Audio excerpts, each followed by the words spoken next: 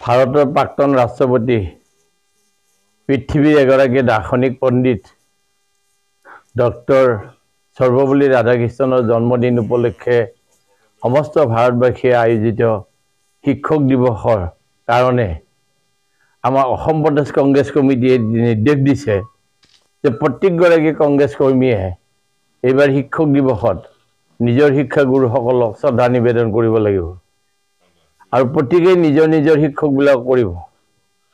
সেই উদ্দেশ্যে আমি আমাৰ এই জন্ম ঠাইৰ পঢ়া কালত যিসকল শিক্ষাগুৰুক লগ পাইছিলোঁ তাৰে প্ৰাথমিক বিদ্যালয়ত পঢ়ি থকা অৱস্থাৰ শিক্ষাগুৰুসকল ইতিমধ্যে পৰলোকগামী হৈছে আৰু মধ্য ইংৰাজী উচ্চ ইংৰাজী বিদ্যালয়ত পঢ়ি থকা অৱস্থাৰ কেইগৰাকীমান শিক্ষকক আজিৰ তাৰিখত আমি শ্ৰদ্ধা জনাবৰ কাৰণে সিদ্ধান্ত গ্ৰহণ কৰি কৰ্মীসকলৰ লগত লৈ বিষয়ববীয়াসকলৰ লগত লৈ সুদূৰ মঙলদৈৰ পৰা খতৰা সত্ৰৰ ওচৰৰ বাৰিয়াপাৰা নামৰ চুবাটোত থকা মোৰ এমই স্কুলৰ প্ৰধান শিক্ষক কনক বৰুৱা ছাৰক লগ ধৰিলোঁ। তেওঁ শয্যাগত, তথাপিতো তেওঁৰ মুখত এতিয়াও মই ঘোষা যি শুনিলোঁ আজি, সেই ঘোষাৰ কাৰণে তেওঁৰ প্ৰতি মোৰ শ্ৰদ্ধা নিবেদন জনাইছোঁ, মোৰ শিৰ নত কৰিছোঁ আৰু তেখেতক শ্ৰদ্ধা জনাই দ্বিতীয়গৰাকী মোৰ শিক্ষাগুৰু মোৰ ওচৰৰ গাঁৱৰে শ্ৰীযুত শ্ৰদ্ধাৰ ঘণ্টীৰ চন্দ্ৰ ডেকা ছাৰৰ ঘৰলৈ আহি বৰ্তমান উপস্থিত হৈছোঁ। তেখেতকো আন্তৰিকতাৰে শ্ৰদ্ধা নিবেদন জনালোঁ। তেওঁ আমাক নিজৰ পুত্ৰসম ভাতৃসম বুলি আগৰ পৰাই ভাবি আহি আছে, তেওঁৰ পৰাও অতি মৰম পালোঁ। ইয়াৰ পিছত আৰু তিনিগৰাকী শিক্ষক সেই একেখন বিদ্যালয়ৰে প্ৰদীপ শৰ্মা নামৰ তেখেত সৰাবাৰী বৰমপুৰত ঘৰ, তালৈকে আমি এতিয়া গৈ আছোঁ। তাৰ পিছৰগৰাকী ABCD শিকোৱা মহম্মদ মহবুবৰ ৰহমান, তেওঁৰ ঘৰলৈকে আমি তেওঁ নিজ বৰমপুৰত ঘৰ, তালৈকে গৈ আছোঁ। তাৰ পিছৰগৰাকী ইংৰাজী শিক্ষক আছিল মণিৰাম শৰ্মা, তেওঁৰ ঘৰ ব্যাসপাৰালৈকে আমি এতিয়া গৈ আছোঁ। এনেধৰণে আটাইকেইজনকে শ্ৰদ্ধা নিবেদনৰ কাৰণে সিদ্ধান্ত গ্ৰহণ কৰি ওলাই আহি এফালৰ পৰা আৰম্ভ কৰিছোঁ।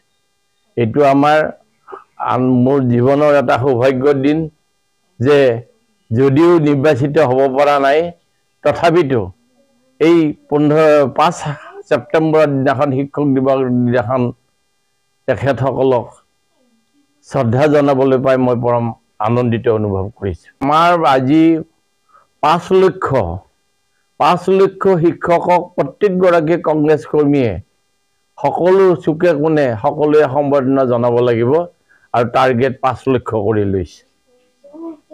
এইটো এটা ব্যতিক্ৰমী পদক্ষেপ, আগতে এনেকুৱা কোনো ধৰণৰ পদক্ষেপ দেখা পোৱা নাছিল, কি ক'ব? আমাৰ সমাজত চাওক, আমাৰ সমাজত সকলোতকৈ বিশ্বস্ত ব্যক্তি হৈছে শিক্ষকগৰাকী। গাঁৱত যিগৰাকী শিক্ষক থাকে সেই শিক্ষকগৰাকী সুধিয়ে আগতে সমাজৰ মানুহে কাম কৰিছে। ছুইচাইড কৰি এজন মানুহ মৰিলেও পুলিচো যদি আহি যদি কয় মানুহজনক নুমাওক, তেতিয়া ক'ব যে মাষ্টৰ আহি আছে, খবৰ দিছোঁ, তেওঁ আহি পাওক, আহি পোৱাৰ পিছত নুমাওক। এইবিলাক একোটা ব্যৱস্থা আছিলে গাঁৱত। গতিকে শিক্ষকগৰাকী সকলোতকৈ শ্ৰদ্ধাৰ ব্যক্তি। এই শিক্ষকসকলক শ্ৰদ্ধা যদি নোহোৱা হৈ যায় সমাজ ধ্বংস হৈ যাব। আৰু শিক্ষকৰ প্ৰতি প্ৰত্যেকগৰাকীৰ যদি শ্ৰদ্ধা থাকে, ছাত্ৰ ছাত্ৰীসকলৰ শ্ৰদ্ধা থাকে, তেওঁলোকো আগবাঢ়ি যাব পাৰিব আৰু সমাজখনো সুস্থ হ'ব বুলি মোৰ বিশ্বাস। অসম চৰকাৰেতো মুখেৰে বহুত কৰি আছে, মুখত বহুত চাকৰি দিয়া হৈ গ'ল, কিন্তু মই জনাত টেটত যিসকল চাকৰি কাম কৰি আছিল কণ্ট্ৰেক্ট বেচিছত অস্থায়ীভাৱে, সেইসকলক তেওঁলোকে নতুন পোষ্ট চেংচন কৰিব পৰা নাই। ইতিমধ্যে অৱসৰ পোৱা শিক্ষকসকলৰ পোষ্টবিলাক ফিল আপ কৰিব পৰা নাছিল। সেইখিনি শিক্ষকৰ জেগাত আনি পেলাই টেটত কাম কৰি থকা শিক্ষকখিনিক ৰেগুলাৰ কৰিছে। নতুনকৈ দিয়া চাকৰি নহয়।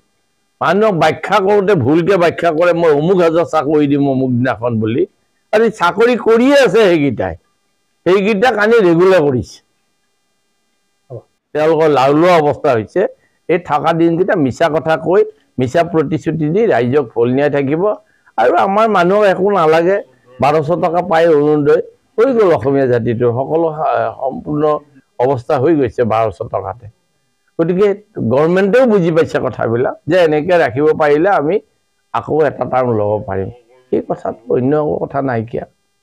দেশৰ অৱস্থা খুব বেয়া, অসমৰ অৱস্থা ৰাজনৈতিক সামাজিক অৰ্থনৈতিক অৱস্থা খুব বেয়া। সকলোৱে চিন্তা কৰা